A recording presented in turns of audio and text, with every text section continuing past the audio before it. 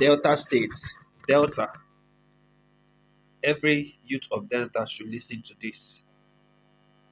Please, you need to listen to this and be wise. This time around, thank God we have social media. This time around, everybody needs to sit up. We need to take this country back. Big time. Enough is enough. We need a country that will work for everybody. Eh? So you will be doing from your side. Everybody will be doing from your side. We want a country, say people, you can put people in the government, let them work for you, let them work for the country. Not be for money for their own pockets. Enough is enough. Listen to this, you can share it. Share it, please. Listen. That's exactly the point I'm trying to make. That I'm appealing to Nigerians. I'm appealing to all patriotic Nigerians. I'm appealing to the obedient movement, nationwide and in the diaspora, to realize that the project is not a one-day affair. That it is a major transformational project for the greatest black country in the world, Nigeria. And we cannot expect, it would have been futile to expect that the cabal that has controlled this country, the military, feudal, theological cabal complex that has controlled this country prior and since independence, will give up without a fight. Now let me tell you, you cannot understand Nigerian elections or what is going on without understanding the power structure, without understanding the power structure. A lot of people blame Professor Mahmoud Yakubu. Mahmoud Yakubu cannot act alone. He is part of a powerful system that is determined to press us down. And the obedient movement must recognize that they are fighting a historic battle against entrenched forces. And they have to be proud of themselves. I know a lot of youths. I met a lot of youths who were demoralized. Some saying they're not going to vote again.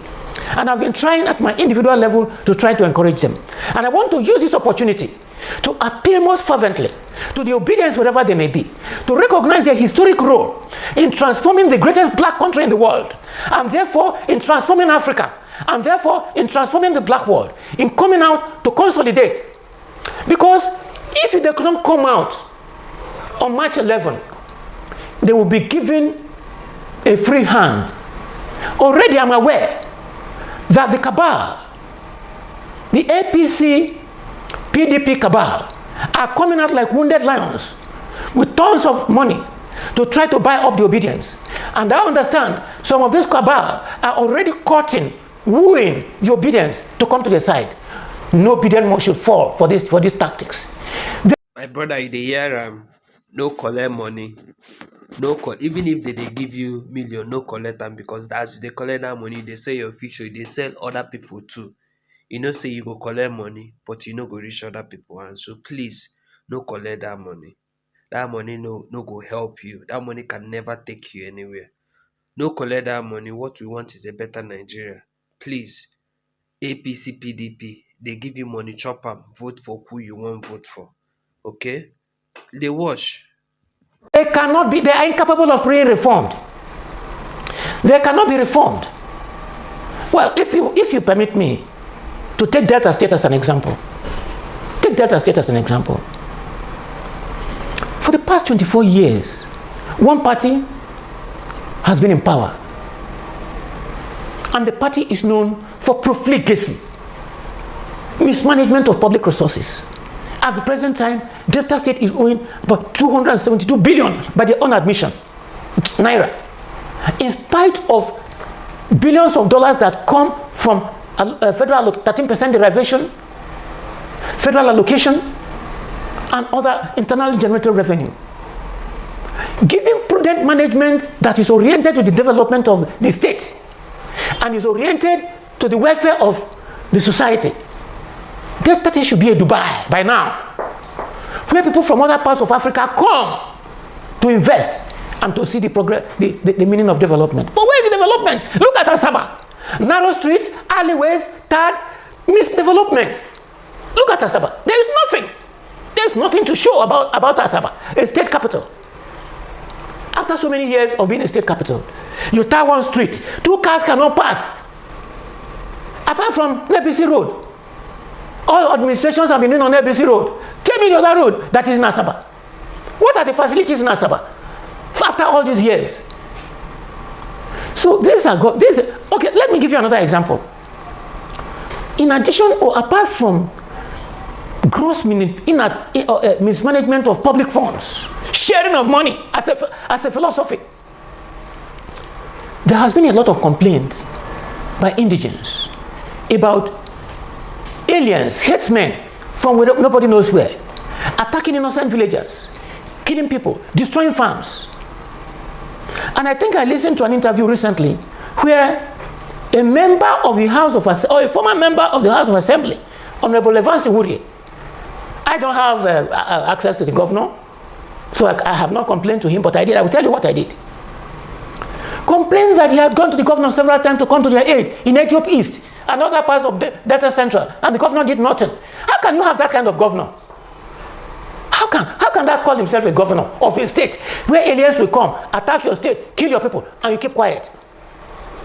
And some years back, I learned that there was the Governor Kowa, called a meeting of Deltans to discuss the problem of herdsmen attacks on indigenous communities of Delta State. Unity House, Government House.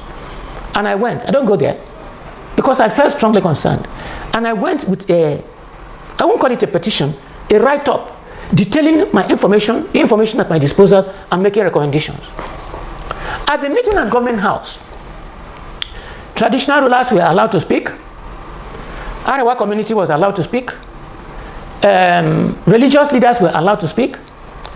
One youth from Undokwa wanted to speak, took up the microphone, and was giving graphic details of the experience of his people in Undokwa area. Do you know what the governor did? He said they should take the microphone from him. How can you have a governor where the people cannot express their grievances, and when, according to the Honorable Wure, when it is expressed, no, and now we can now see the long-term plan, the long-term plan. How can you trade off your state in order to gain the favor of another ethnic group or of a powerful group?